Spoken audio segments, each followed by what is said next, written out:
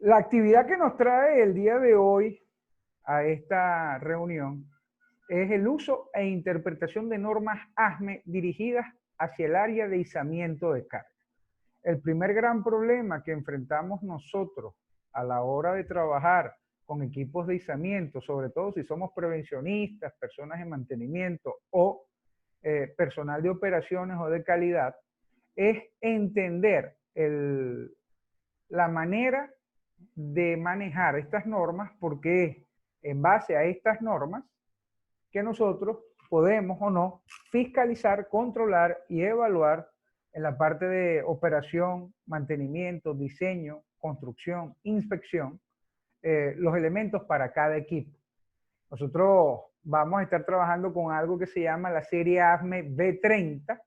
Vamos a hablar un poco de la serie ASME B56 y vamos a hablar de ASME ANSI A92, la serie A92, la serie B56 y la serie B30 en líneas generales.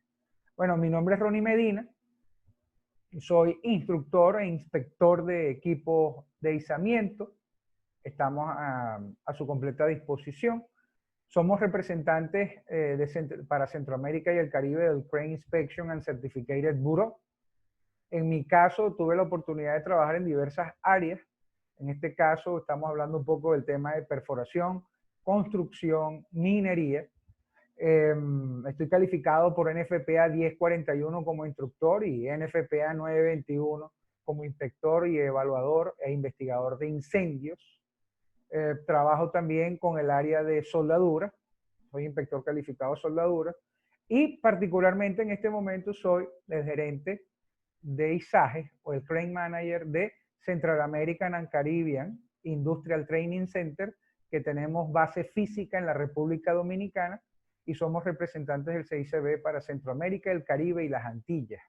¿Ok? Este era el número que les comentaba para cualquier información. Pueden pasar, por favor, si no lo quieren hacer vía correo electrónico o por el chat, también lo pueden pasar por esta vía. Igualmente estamos a la orden y abiertos a cualquier consulta adicional a esta actividad u otras actividades que tenemos programadas. Igualmente estamos a la orden para lo que necesiten. CACITC es una organización de índole multifacético. Tenemos tres divisiones: la división de grúas, la división de seguridad o prevención de riesgos y la división de consultoría. Ofrecemos servicios en el área de planes y programas de seguridad, ISO 45000, trabajamos análisis de vulnerabilidad, matrices de riesgo en el área de consultoría, en el área de safety, todo lo que tiene que ver con trabajo en altura, permiso de trabajo, espacios confinados. Tenemos una certificación para prevencionistas que está bien chévere. Y el área de izamiento, todo lo que tiene que ver con calificación de equipos y calificación de personal, aparte del tema de la calificación de inspectores. ¿Ok? Somos, vuelvo y repito, representantes del Crane Inspection and Certificated Bureau. También somos la única organización a nivel de Latinoamérica, miembro de la CCAA en Estados Unidos. Estamos afiliados también a la Asociación de Profesionales de Seguridad y Salud. Y también trabajamos con otras organizaciones en este momento. Cuando nosotros hablamos de grúas, a veces tendemos a creer que las grúas son nuevas. Y resulta que no. Hay evidencias de que inclusive antes de Cristo, en el Imperio Chino, ya se habían desarrollado ciertas máquinas o ciertos elementos que contribuían a facilitar la construcción de estos monumentos o de estas estructuras antiguas. Todavía el sol de hoy inclusive, la Vía Apia o parte de la Vía Apia que desarrolló el Imperio Romano, sigue en pie en Europa en este momento. Entonces es interesante, en líneas generales muy interesante, ver que esto no es nuevo. Bueno, obviamente la modernidad ha cambiado algunas cosas, pero el principio sigue siendo exactamente el mismo. ¿Ok? El principio no ha cambiado en todos estos años. En líneas generales, esto es algo así como una regla de la palanca. ¿Ok? Esto es una regla de la palanca. Igualmente, desde el mismo día que empezamos a levantar cargas, empezaron a ocurrir eventos, accidentes, lesiones, caídas de la carga. Inclusive cuando empezaron, en líneas generales, cuando empezaron a desarrollar estos equipos, fue ensayo y error. Las primeras grúas no eran precisamente las más eficientes, sino que fueron a través del ensayo y el error desarrollando el equipo hasta que lograron obtener algo que sí hacía la función para la cual fue inventado. Si hablamos un poco de estadísticas con el tema del izamiento, 86% de los eventos asociados a las grúas tienen que ver con personas. Apenas un 6% fallas mecánicas, un 8% de elementos ambientales, pero si nosotros entendemos que los equipos no se manejan solos, ni deciden solos, ni piensan solos, el factor humano está muy involucrado.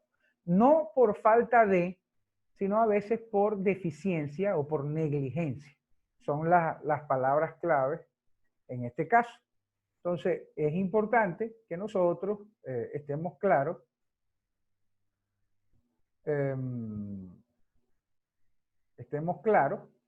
en el hecho de que las personas deben estar calificadas, de que el equipo debe estar calificado, de que los accesorios, aparejos y estrobos deben estar evaluados y calificados, y que además la carga debe ser calculada y evaluada. En ese sentido, es importante aprender a cambiar las percepciones que tenemos con el tema de las grúas. La primera percepción, si tú te pones a evaluar, es que como esto es de metal y es inmensamente grande, es indestructible. Y resulta que lamentablemente no es así. ¿Ok? Al contrario, son equipos que tienen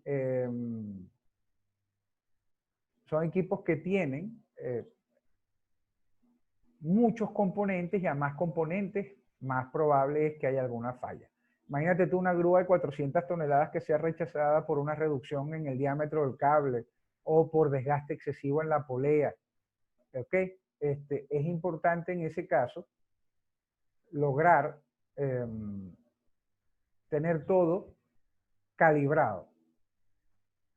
¿Qué podemos hacer en este caso? Entender, por ejemplo, otra mala percepción. Una grúa operativa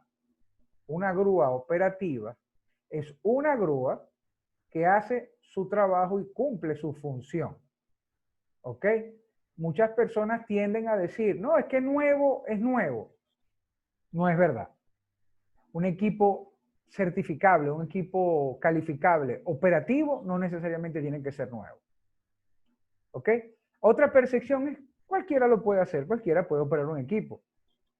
Ciertamente esto aplica a algunos equipos en particular, y no es que cualquiera que esté entrenado, formado, capacitado, puede operar el equipo. ¿Ok? Pero no cualquier persona que vaya pasando puede tomar el equipo y utilizarlo, porque esto requiere cierto nivel de entrenamiento. El tamaño no importa, sí importa. ¿Ok? Irónicamente, los equipos que son más propensos a generar eventos no deseados son los equipos más pequeños. Las personas creen que los equipos grandes son los que generan más accidentes. No. Que los accidentes son más catastróficos, puede ser. Pero que las grúas grandes son las que más se accidentan, eso no es cierto. ¿Ok? En ese caso sí es verdad que no es cierto. Además, si tú te pones a evaluar, por ejemplo, los conceptos de las grúas, lamentablemente hay personas que piensan que simplemente las grúas no son baratas. Hay grúas de grúas, hay casos de casos, hay grúas de 5, de 10 millones de dólares, 10 millones de euros, y hay grúas de 50.000 dólares, hay grúas de 25.000 dólares, depende. Para el tipo de operaciones que hacen, el equipo no... El equipo no es tan económico. Pero ¿qué pasa en este caso? Vamos a verlo desde este punto de vista. ¿Cuál es el concepto de una grúa? El concepto popular de una grúa es que es un equipo amarillo y negro de 24 llantas con una pluma de 300 metros. Entonces viene la pregunta, ¿y es que acaso si la grúa es roja o amarilla o blanca, deja de ser grúa? Si tiene solamente 4 llantas u orugas, deja de ser grúa. Si la pluma es de 30 metros, deja de ser grúa. Entonces hay que tener cuidado con esto. Un montacarga es una grúa. Un telehandler es una grúa. Un man lift, un scissor lift, un bucket truck, un camión canasto, es una grúa. Lo que pasa es que la carga es una persona en esos casos, pero es parte de. Entonces, entrando un poco al contexto, viene la primera pregunta. ¿Por qué ASME? O sea, muchas personas trabajan con OSHA o trabajan con otras normas, y yo respeto mucho eso, recordando que OSHA es ley y es norma en Estados Unidos y para los demás es bibliografía de referencia.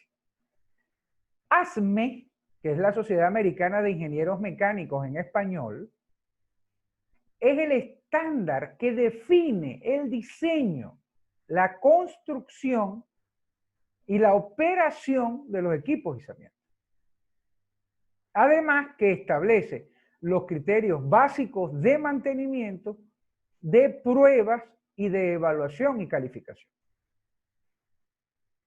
No solamente desde el punto de vista de los equipos, tú te vas a encontrar normas B33, que es grúas torre, B35, que es grúas móviles, B3014, que son los famosos side boom, los equipos que tienden tuberías, B3022, que son los brazos articulados, B32, 16 y 17, que tienen que ver con grúas puente, pórtico y grúas tipo monorriel.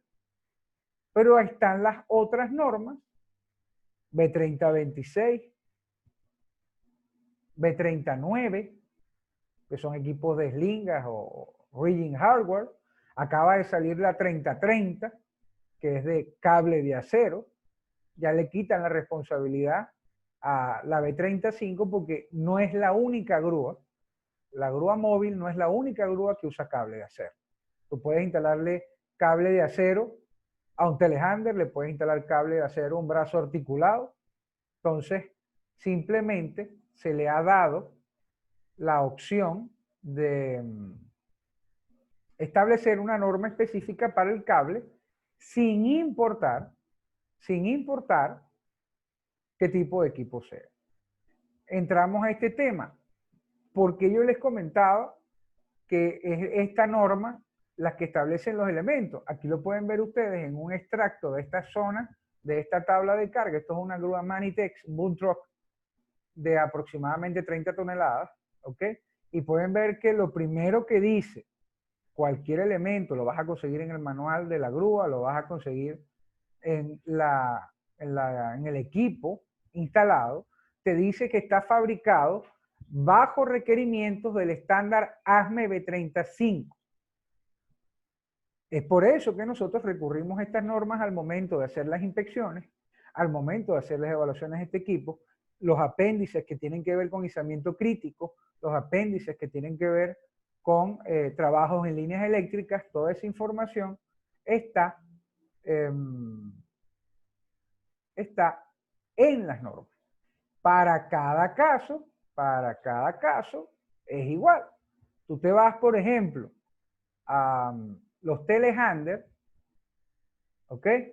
Y tú vas a ver que el telehandler establece claramente las especificaciones de ANSI, ASME B566, que es el Road Terrain, Forklift and Road Terrain. También lo vas a encontrar en las eslingas, por ejemplo. Las eslingas tienen en su etiqueta donde te dice que están fabricadas, diseñadas y construidas en función de la ASME B39. Si ustedes no consiguen esa información en los elementos de izaje que están utilizando, puede ser que sean de dudosa procedencia. Entonces hay que tener especial cuidado con esos elementos. Igualmente, ¿existen otras normas? Claro que existen otras normas. Mira, hay de todo un poquito. Entonces entramos en esta famosa guerra, por ejemplo, de la situación geográfica. Obviamente, para el área europea, muchos países utilizan la FEM como norma de referencia. En Asia se utiliza mucho la norma japonesa. En el área petrolera se utiliza API. Ah, pero aquí hay otro tema. Tú entras a las normas API y donde habla de referencias de izamiento también te manda ASME. Tú entras en ASTM, por ejemplo, AWS, y te manda a ASME. Inclusive la misma OSHA, en algunas referencias de los elementos donde OSHA no es especialista, te remite a ASME. De resto, en líneas generales, tenemos que trabajar primero, o la primera opción debería ser ASME, salvo que ustedes a nivel interno de sus países tengan una normativa definida, establecida para ese tema. Hay referencias cruzadas. Tú te vas a encontrar, por ejemplo, que ASME hace algunas referencias sobre ASTM, que es otra organización. Te puedes encontrar referencias de AWS, referencias de OSHA, esto en la norma ASME. En la norma OSHA, tú vas a ver que también OSHA te remite a ASME. Entonces hay referencias cruzadas. Yo entiendo que cada quien tenga sus apetitos personales por alguna bibliografía en particular, pero a final de cuentas todo esto termina en el mismo sitio. Todo esto termina en el mismo sitio. ¿Por qué? Porque nada es más importante que otra cosa. Para grúas móviles, ASME. Para soldadura, AWS. Para elementos de fabricantes, por ejemplo, tipos de acero, ASTM. Para algunas normas de seguridad, OSHA. Disculpen. ¿Cuál es o cómo se compone una norma OSHA? Perdón, ASME. Tengo OSHA en la mente, disculpen. Permiso. La composición de las normas de equipos es una. Hay normas de accesorios, hay normas de componentes y algunas normas que son especiales. ¿Ok? Son los cuatro, en líneas generales o generalmente hablando, son los cuatro elementos que te vas a conseguir. Si no está literal y taxativamente escrito alguna otra norma o tipo de norma en particular, esto es lo que se van a encontrar siempre. Tenemos normas de equipo. Un ejemplo, ASME B35. Con la ASME B35 ustedes pueden trabajar boom truck, grúas hidráulicas o telescópicas o de pluma telescópica y grúas de pluma fija, celosía o grúas reticuladas. Igual, dentro de esta norma están establecidos elementos como las referencias del cable, las referencias de ganchos, a pesar de que siempre te va a enviar a la norma específica de los ganchos, hay cierta regulación. Te consigues otra norma de equipo, brazos articulados, ASME B3022, que regula las grúas de brazo articulado, pero también regula y te ayuda a trabajar con las bombas de concreto porque, aunque no levantan carga, la carga circula a través de la pluma, pero el principio es exactamente el mismo. Están, por ejemplo, ASME B33, Tower Cranes, todo lo que tiene que ver con grúas torres, tipos de grúas, construcción, instalación, mantenimiento, operación, pruebas, todo está en la ASME B33. Overhead and Gantry Cranes, ASME B32. Otro tipo de grúa, todo lo que tiene que ver con estos equipos está en esta norma. Por ejemplo, las señales de izamiento, existe una tabla general que es la que muchas personas conocen. Pero resulta que para cada norma para cada grúa hay una norma y en la norma están las señales específicas de ese equipo. Por ejemplo, tú encontrarás esta señal en la ASME B35 y en la ASME B3022, que son equipos que tienen boom telescópico. Pero en esta grúa, particularmente en la grúa puente, la señal es esta. ¿Qué significa? hacia la izquierda o hacia la derecha. Mientras que tú haces señales con la mano en algunos tipos de grúa, para esta grúa, la señal es desplazamiento hacia adelante o desplazamiento hacia atrás. ¿Y dónde consiguen esa información? Ustedes la consiguen en la norma específica. Entonces, ustedes deben identificar en sus instalaciones cuáles son los equipos que tienen para colocar la tabla de señales que le corresponde. Nos encontramos ASME B3014, los famosos tendedores de tubería, le llaman side boom. Estos equipos, aunque pudieran parecer equipo amarillo o de movimiento de tierra, ¿ok? En realidad es una grúa. Y la norma ASME las regula, ¿ok? Entramos. Accesorios de izamiento. Rigging Hardware, ASME B3026. Al igual que la eslinga, que es la ASME B39, recuerden que ya no hay accesorios o aparejos. Ya todo es accesorio. Eslingas y accesorios ahora solo son un solo conjunto, pero siguen teniendo normas diferentes.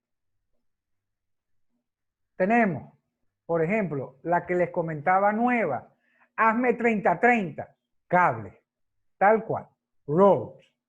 Esa es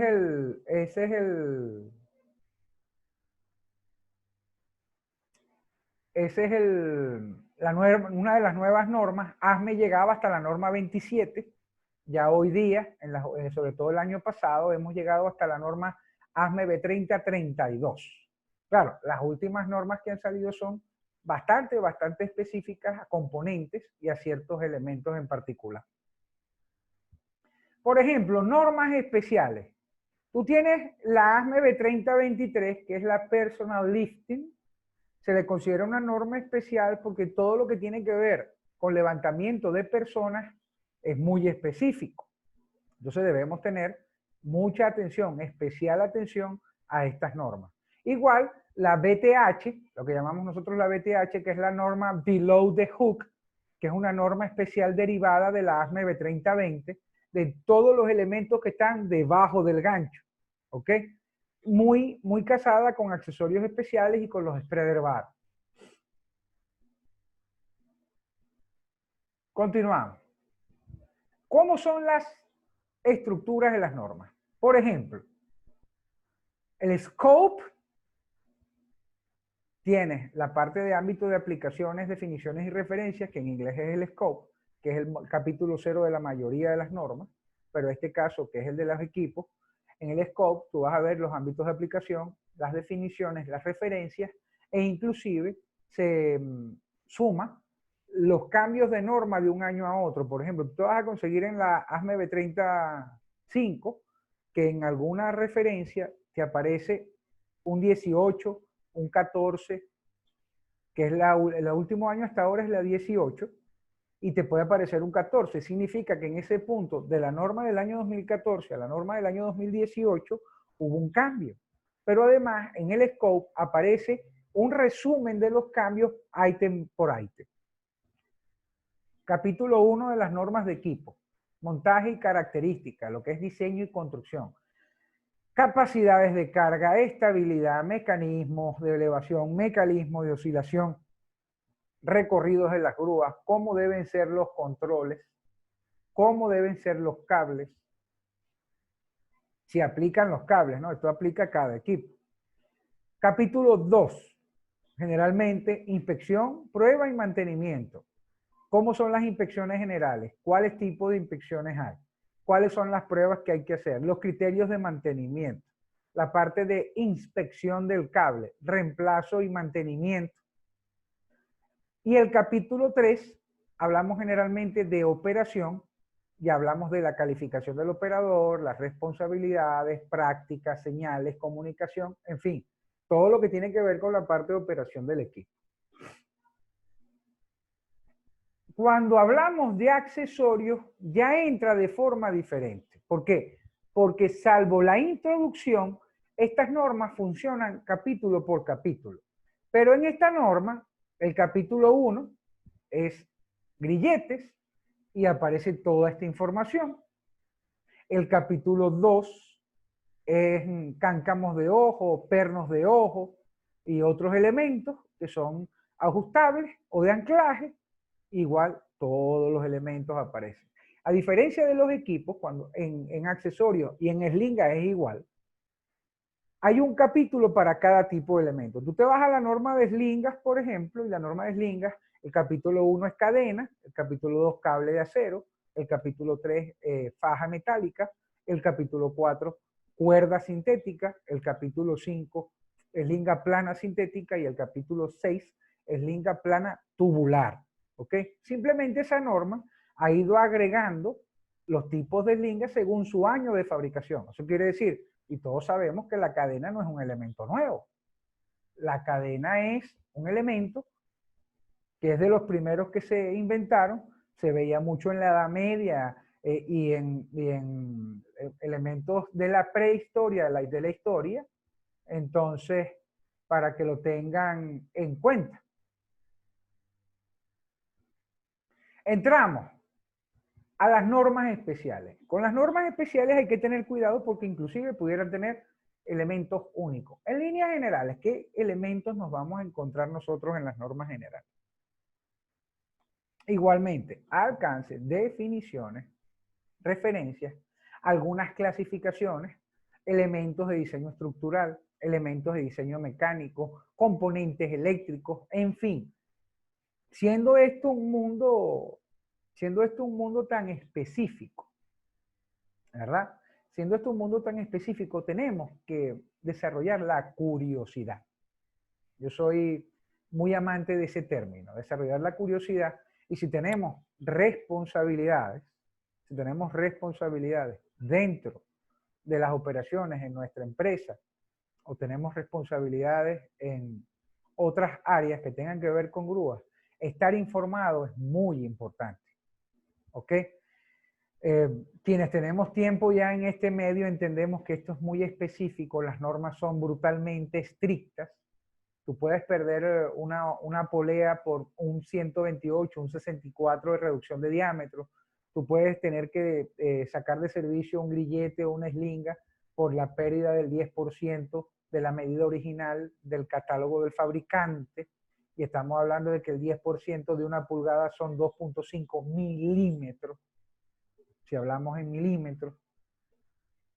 Entonces, es muy, muy importante que estemos claros en estos elementos, porque cuando vamos a inspeccionar equipos o cuando ustedes contratan empresas como nosotros, por ejemplo, que hacemos ese tipo de servicios de calificación de equipos, y tenemos que explicarle a las personas que deben cambiar 200 pies de cable porque tiene una deformación o tuvo una indentación o deformación específica en un punto clave, o porque tuvo un salto de espira en el arrollado del tambor del malacate, o porque tiene una lubricación que ha generado, una lubricación deficiente que ha generado superficies de desgaste, entonces es complicado. En el caso de la ASME B566 y la ANSI ASME A92, la estructura es un poco diferente. Aquí trabajamos con estructuras que hablan del dealer, del dueño, del usuario, del operador. Le establece un grupo de responsabilidades a cada persona, pero en líneas generales tiene también su parte de la inspección frecuente, su parte de la inspección periódica, en fin, elementos que deben ser considerados a la hora de hacer un reporte. Entramos a un tema de la interpretación. Y aquí ya lo primero que debemos aprender nosotros de las normas, antes de cualquier cosa, es que las normas, sean cuales sean, tienen un espíritu preventivo. O sea, la idea es evitar, bien sea accidentes, paradas no programadas, no conformidades, por ejemplo, situaciones que atañen al tema finanzas o administrativo, pérdidas en líneas generales. Cualquiera de estos eventos genera pérdidas y las pérdidas se miden lamentablemente en dinero. Entonces hay que entender, nosotros debemos entender en este caso que debemos estar claros en cuál es el espíritu de la norma. Cuando nosotros nos enfrentamos a las normas, hay dos palabras que son importantísimas identificar. El shall, en inglés, que significa debe, y el should, o el should, que en inglés significa debería. ¿Qué implica esto? El debe es mandatorio y el debería es una recomendación. Eso quiere decir que la desviación viene referida de un debe, de un shall. Si esto existe, no permite la calificación del equipo, no permite la operación del equipo, no permite la calificación del accesorio. Si es un debería, aunque no es obligatorio y no limita la calificación, es una recomendación que debe ser corregida porque para la siguiente inspección se vuelve una desviación. Y hay ciertos elementos que son notas, ¿ok? Las notas no implican nada, pero es importante que tengamos en cuenta que las notas son recomendaciones, o sea, observaciones que hacen los inspectores a través de elementos que no son la norma, pero que uno lo deja reflejado.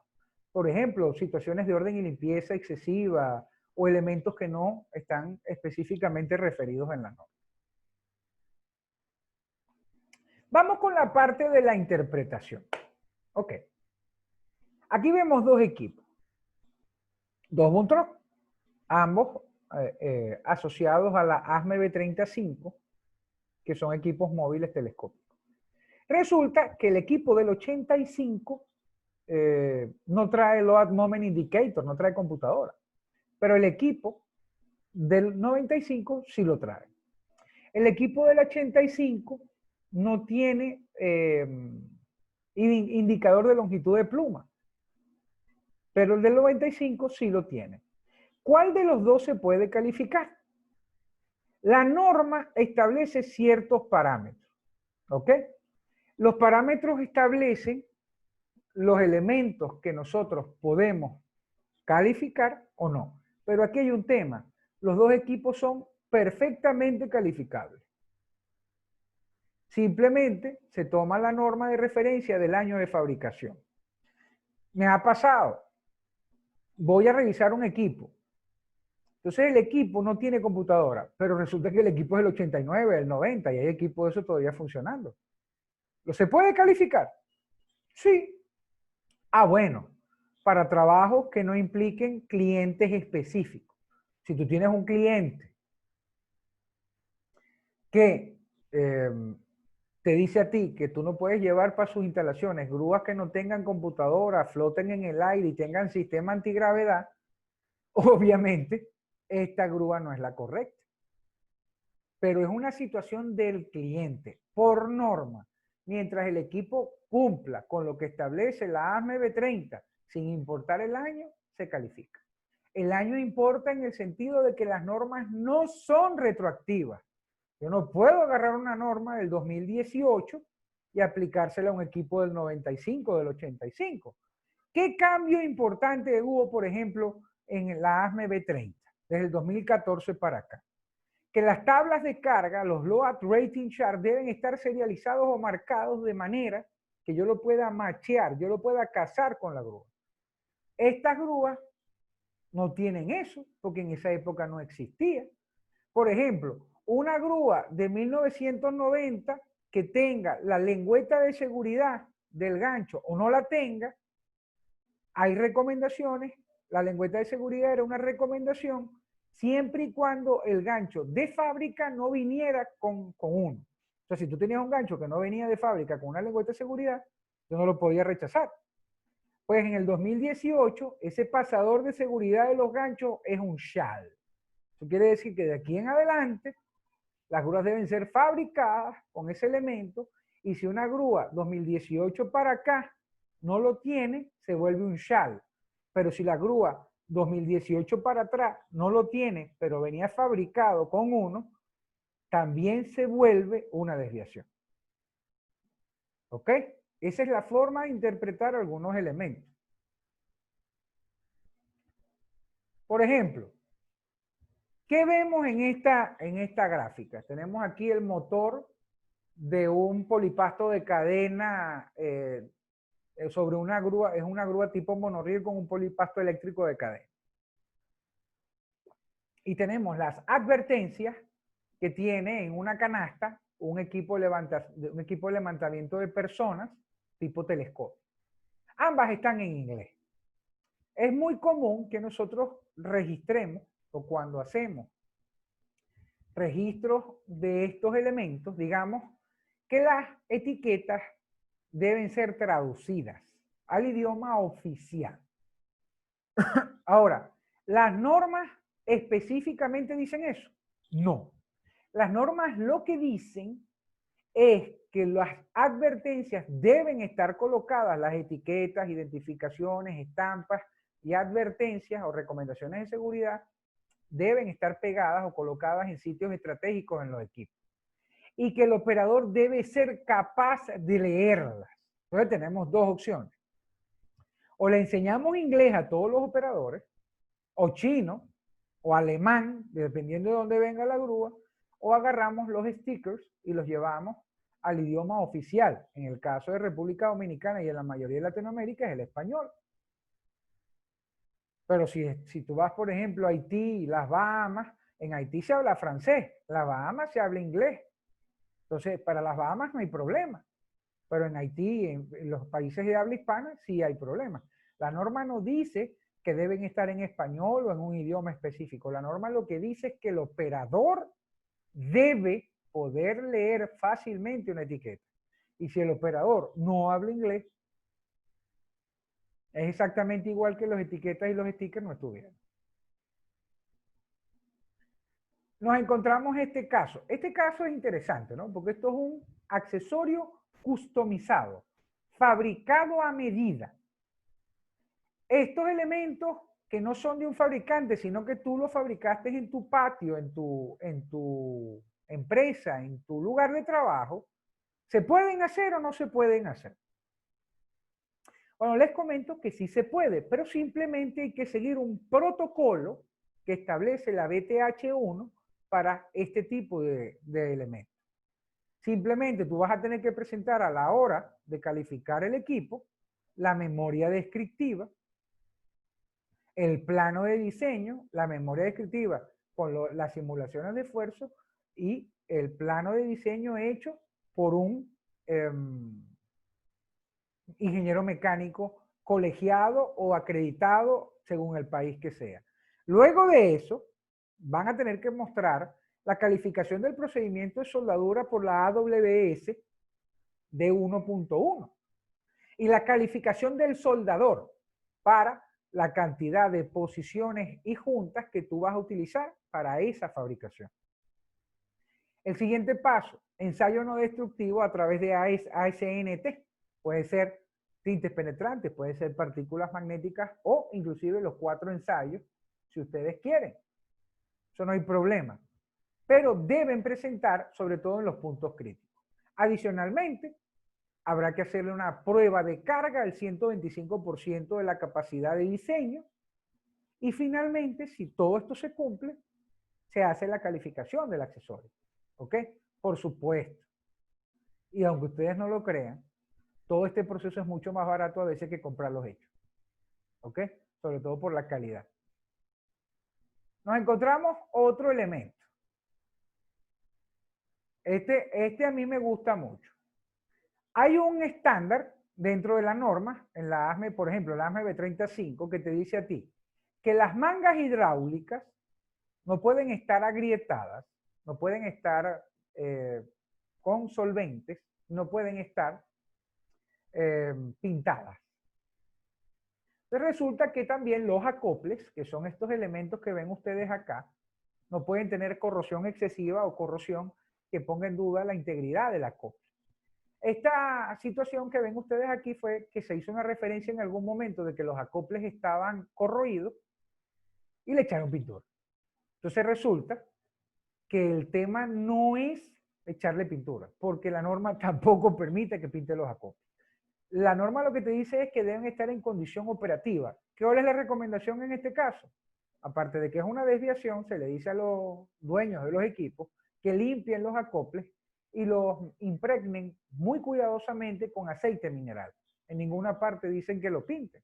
Entonces, tú le echaste pintura a la manguera, automáticamente queda fuera de servicio. Y para mí, si yo consigo este tipo de elementos pintados así, me da la impresión de que quieren ocultar algo y se manda a limpiar todo. Pueden ver ustedes aquí algunas condiciones de corrosión o de la manga que automáticamente la anula para una calificación o para un elemento. ¿Qué dice la norma? La norma establece claramente que los elementos, los componentes del sistema hidráulico que tienen inclusive literales específicos deben tener integridad mecánica. Esto no es integridad mecánica. Casos como el uso de estos elementos. Ustedes han visto en los boom truck, por ejemplo, este tipo de gancho. ¿Qué dice la norma? ¿Qué dice la norma en este caso? No importa, porque esto no es un elemento de izamiento, esto es un elemento o un componente que simplemente está allí para poner el gancho en el transcurso del viaje. Eso no tiene nada que ver con el izamiento y tú lo puedes usar así sin ningún problema. La corrosión, por ejemplo. La corrosión debe ser severa para tú anular una pluma, pero obviamente donde hay corrosión superficial, se recomienda hacer un tratamiento, un mantenimiento mínimo, según los estándares que establece el fabricante en su manual del fabricante. Porque resulta que el manual del fabricante existe para eso. ¿Ok? Aquí pueden ver ustedes otros casos de deformaciones. ¿Ok? Pueden ver otros casos de golpes. Miren el cable. Este cable automáticamente está rechazado porque la norma dice claramente que ningún cable puede estar deformado. ¿Cuál es el espíritu del por qué en accesorios, en eslingas o en componentes no puede haber elementos deformados? Dentro del diagrama de esfuerzo de formación de los metales hay tres áreas: elasticidad, plasticidad y fatiga. Elasticidad es cuando tú le haces un esfuerzo de tracción a un componente, él absorbe el esfuerzo y cuando tú quitas el esfuerzo, él vuelve a su forma original. Es ahí donde queremos que todos los elementos de la grúa estén. Aunque el segundo paso, la segunda zona, que es la zona plástica, cuando tú haces tracción, el elemento se queda deformado, no implica que haya fatiga, pero está justo al lado de la zona de fatiga y cualquier elemento, sin darnos nosotros cuenta, va a hacer que el elemento quiebre y a lo que quiebre perdimos la carga, perdimos todas estas cosas. La llanta, los cauchos, las llantas, tienen esa marca. Esa marca anula la calificación. No. Bueno, depende del equipo. Para grúas móviles que trabajan sobre estabilizadores, no implica nada más allá de prestarle atención en este caso. Pero, si tú tuvieras, por ejemplo, una grúa pick and carry, si tú tuvieras, por ejemplo, un equipo telehandler, sí implica la calificación porque el telehandler se desplaza sobre llantas y hace levantamiento sobre llantas. Además, la presión del aire para equipos que trabajan sobre llantas es crítica. A la hora de una evaluación, si las llantas no tienen el aire, la presión que debe ser, o la presión de aceite bien sea, o la presión de aire, no se puede calificar. En otros equipos no tiene ninguna influencia porque simplemente se utilizan para desplazar el equipo. Y en ese caso no hay ningún problema. En el caso de los ganchos, yo quiero hacer un stop aquí. Me gustaría que vieran estos elementos. Miren, deben tener mucho cuidado porque ustedes deben ser capaces de identificar en los ganchos el fabricante, la estampa y la capacidad. Me pasa algo muy interesante. Voy a inspeccionar una grúa. La grúa tiene de capacidad 30 toneladas. Pero cuando entro y veo el bloque del gancho, resulta que el gancho tiene una capacidad de 17 toneladas. ¿Cuál es la calificación o cuál es la capacidad de esa grúa certificada? La del gancho. Porque nosotros debemos entender que esto es un grupo de componentes y todos los elementos son importantes en el izamiento. el cable, la grúa, el gancho. Si tú, por ejemplo, tienes una grúa, que de capacidad tiene 100 toneladas, pero con 8 líneas hacia el bloque. Y cuando tú ves el bloque nada más tiene 2 líneas, ¿qué significa? Que no se califica. O hacen el guarneo para hacer la calificación para 90 toneladas o el equipo no califica. Y eso lo dice la norma claramente. Además, la superficie te dice a ti o te pudiera decir a ti que te están metiendo gato por liebre con accesorios, elementos, ganchos u otras cosas galvanizadas.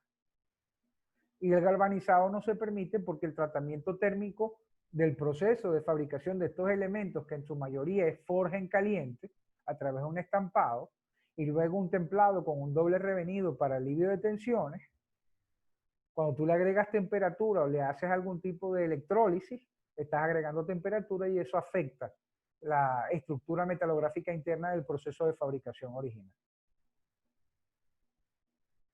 Lubricación. Esto es lubricación.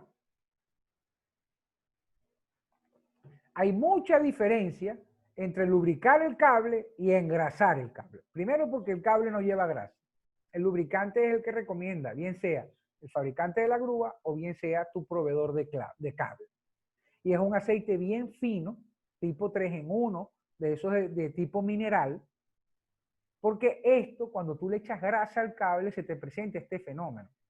Y dependiendo de donde tú estés trabajando, esa grasa va a capturar arena, polvo, y eso se vuelve una lija. Entonces se vuelve un papel de fricción, y la fricción hace que se desgaste el cable y se dañe. Entonces, cuidado con eso. Porque la norma dice lubricating, en gringo, en inglés. Pero lubricating no es engrasar, es lubricar. Es darle la posibilidad al cable de que se mueva internamente cuando tú haces esfuerzo, pero que ese movimiento no genere fricción interna por acumulación de sucio de arena y no vaya a deteriorar el cable internamente. He visto casos inclusive de personas que agarran grasa, la echan en un trapo, se la echan al cable y después con una antorcha calientan la grasa para que se diluya más fácil.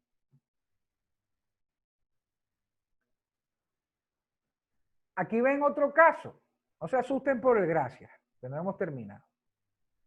Si yo llego a ver una grúa y yo veo esta situación, para mí hay una fuga de aceite hidráulico y automáticamente, dependiendo del equipo obviamente, pero en este caso que es un telehandler, para mí es una fuga de hidráulico y por ser un equipo hidráulico, hasta que no se confirme o verifique el origen de ese aceite o de ese lubricante, el equipo no puede ser calificado.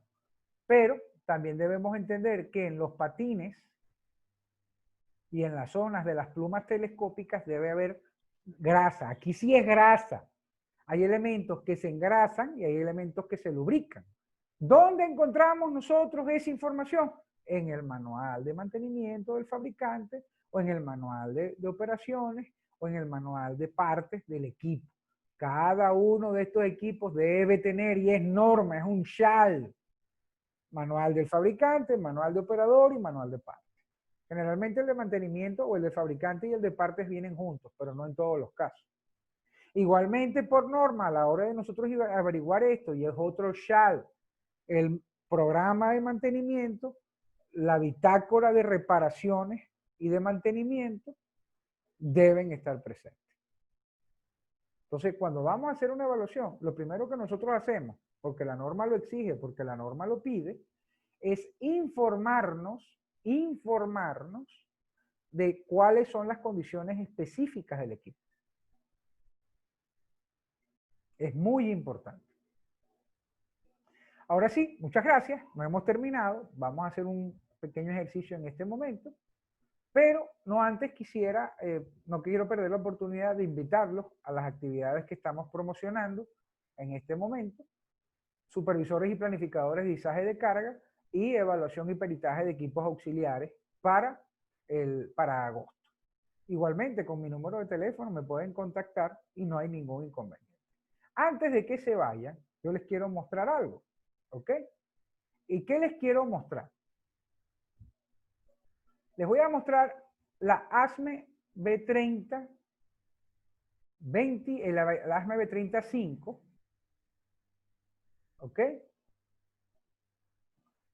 Para mostrarle un par de cosas que son bien interesantes y que les puede servir a ustedes como referencia. En este caso vamos a ver la ASME B35 2018, que es la norma que está vigente, para que vean la norma desde allí.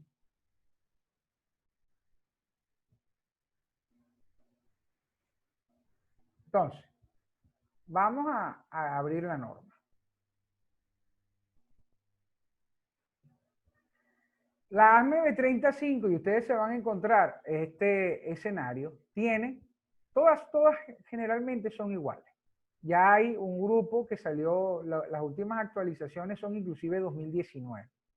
¿Okay? Aquí ven ustedes, por ejemplo, la introducción, van a ver secciones efectivas y otros elementos.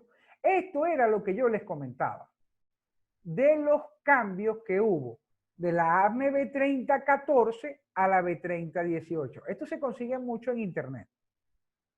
Los resúmenes de los cambios. Estas normas cuestan desde 80, 60, 80 dólares y hasta 130 dólares en la modalidad que ustedes la consigan. Si seguimos bajando o seguimos avanzando con la norma, nos encontramos el primero, lo que es scope, definiciones, que es persona competente y las referencias. Aquí van a ver los tipos de grúa, los modelos de grúa más conocidos. Pudieran ustedes pasar 2 semanas conversando el tema sobre equipos móviles. Entramos a construcción y características.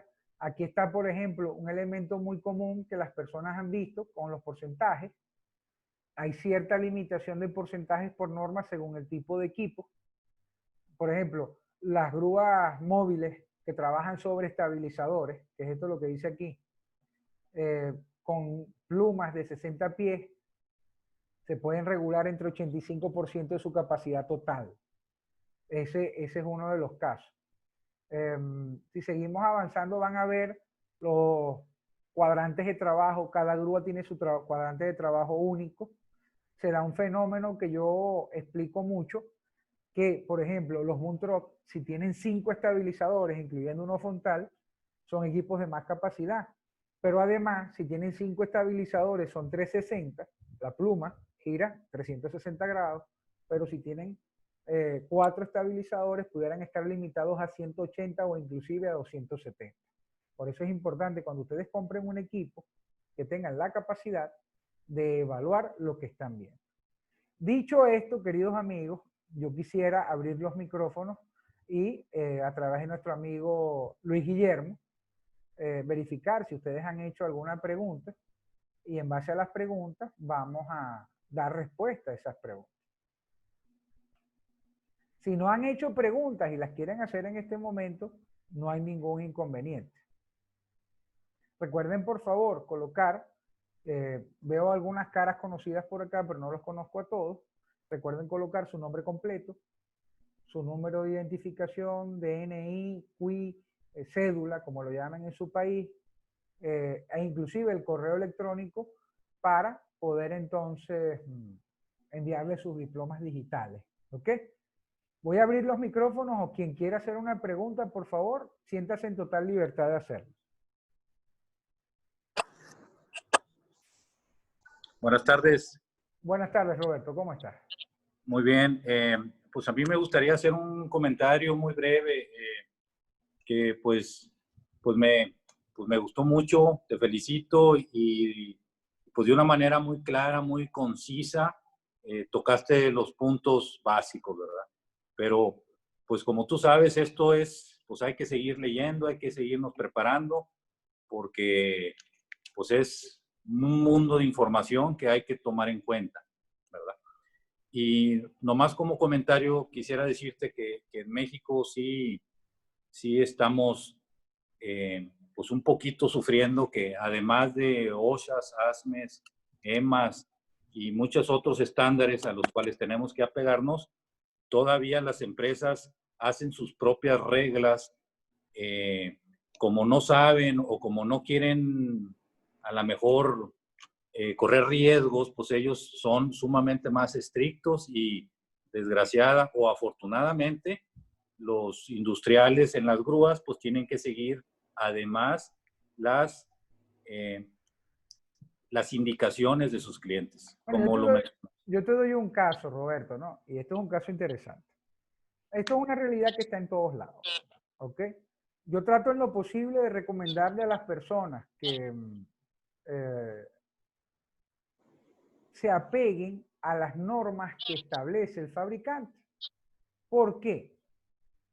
Tú te vas, en la viña del Señor todo es posible, hermano. Tú te vas a conseguir personas que les gusta torcer la norma o exprimir la norma o flexibilizar la norma. Yo siempre le digo a las personas, las normas no son para torcerlas, son para obedecerlas. Porque si no, ¿para qué existen las normas entonces? El mismo tema de las leyes. Y nosotros, en nuestro caso, que es el tema latinoamericano, desde México y hasta Argentina, esto pasa en todas partes. Inclusive en Estados Unidos, a pesar de que tienen regulaciones supuestamente brutales y estrictas, también pasa. ¿Ok? Aquí hay personas que se sienten dueñas de la verdad sin entender las consecuencias. Por ejemplo, quien no califica a su equipo porque piensa que es un mal gasto, se expone a sanciones, multas, y además el tema de las aseguradoras los mata.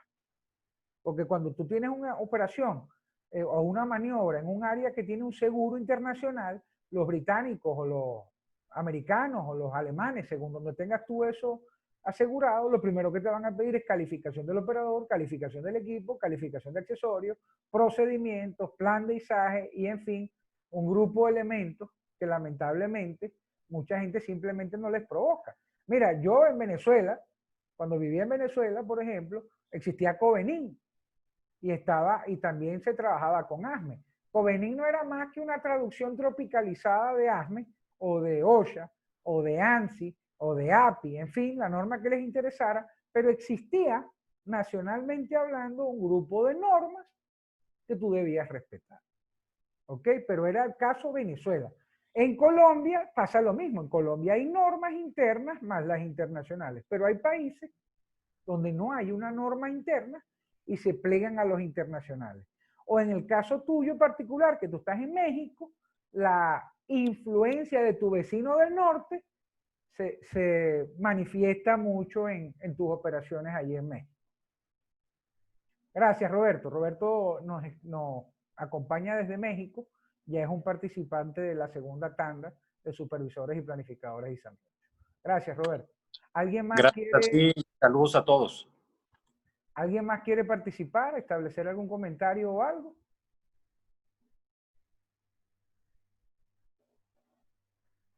¿Alguna pregunta? Las personas que por una u otro motivo solamente se van conectando hasta ahora, no se preocupen. Nosotros vamos a publicar en nuestro canal de YouTube esta actividad, toda la clase completa, para que ustedes la puedan utilizar y la puedan ver cuantas veces quieran. Queridos amigos, si nadie más tiene algo que acotar, muchas gracias por su participación. Que tengan muy buenas tardes o muy buenas noches, según sea el caso. Y nos veremos en la próxima ocasión. Muchas gracias. Oh, gracias.